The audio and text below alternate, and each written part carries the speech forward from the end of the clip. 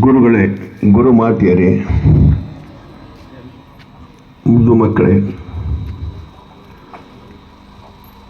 76ನೆಯ ಗಣರಾಜ್ಯೋತ್ಸವದ ವೈಭವದ ದಿನ ಇದು. ಹೆಮ್ಮೆಯ ದಿನ. ನಾವು ನೀವೆಲ್ಲರೂ ಒಗ್ಗಟ್ಟಾಗಿ ವೈಭವದಿಂದ ಹುರುಪಿನಿಂದ ಮಾಡುವಂತಹ ದಿನ ಇದು. ಆದರೆ ಇವತ್ತಿನ ದಿವಸ ಈ ಶಾಲೆಯ ವೈಭವ ಕಮ್ಮಿ ಆಗಕತ್ತಂತೆ. ಗುರುಗಳು, ಗುರುಮಾತೆಯರು ಅಭಿಮಾನದಿಂದ, ಯಾವದಿಂದ ನೀವು ಈ ಶಾಲೆಯ ಮಕ್ಕಳ ಸಂಖ್ಯೆ ಹೆಚ್ಚು ಮಾಡ್ತೀರಿ ಅಂತ ಹೇಳಿ ಇವತ್ತಿನ ದಿವಸ ನಿಮಗೆ ನಾನು ಕೇಳ್ಕೊತೀನಿ. ಅದಿಷ್ಟೇ, ಯಾವುದಕ್ಕೂ ದೇವರು ಯಾವುದೂ ಏನೂ ಕಮ್ಮಿ ಇಟ್ಟಿಲ್ಲ. ಎಲ್ಲರೂ ಮನುಷ್ಯನ ಮೇಲೆ ತೊಗೊಂಡು ಎಲ್ಲರೂ ಒಂದು ಅರ್ಜುನ ಹೆಸರು ತರ್ತೀರಿ ಅನ್ನುವಂಥ ಅಭಿಮಾನ ನನಗೆ ಭಾಳ ಐತಿ. ವರ್ಷ ನಾ ಇದನ್ನು ಹೇಳ್ತಿರ್ತೀನಿ.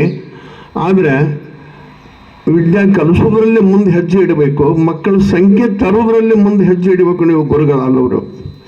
ಯಾಕೆ ಅರ್ಜುನ ಕರ್ಕೊಂಬರಕ್ಕೆ ಆಗೋದಿಲ್ಲ. ಊರೂರು ಓಣಿ ಅಡ್ಡಾಡಿಕೆಟ್. ಅರ್ಜುನ ಕರ್ತವ್ಯ ಏನಿದೆ ಮಾಡಿಕೊಡೋದು. ಅದನ್ನು ಅರ್ಜುನ ಹೆಸರು ದ್ವಾರದ ಮಾಡಿಕೊಂಡು, ಶಾಲೆ ಹೆಸರು ದ್ವಾರದ ಮಾಡಿಕೊಂಡು ಹೋಗುವಂಥ ಕರ್ತವ್ಯ ನಿಮ್ದು ಇರ್ತೈತಿ. ಅದಕ್ಕೆ ಗುರುಗಳೇ, ಗುರುಮಾತೆಯರೇ, ಕಾರ್ಯದರ್ಶಿಗಳೇ, ಯಾರೇ ಆಗಲಿ ಒಂದು ಅಭಿಮಾನದಿಂದ ಈ ಅರ್ಜುನ ಹೆಸರು ಮತ್ತು ಈ ಶಾಲೆ ಹೆಸರು ತರ್ತೀರಿ ಅಂತ ಹೇಳಿ ನಾನು ನಂಬಿನಿ. ಎಲ್ಲರಿಗೂ ಇವತ್ತಿನ ದಿವಸ ಅಲ್ಲೇ ನಾನು ಪ್ರತಿ ವರ್ಷ ಅಗದಿ ನಿಧಾನದಿಂದ, ಶಾಂತಿ ಸಮಾಧಾನದಿಂದ ಈ ಕಾರ್ಯಕ್ರಮ ಮುಗಿಸ್ಕೊಂಡು ಹೋಗ್ತಿದ್ದೆ.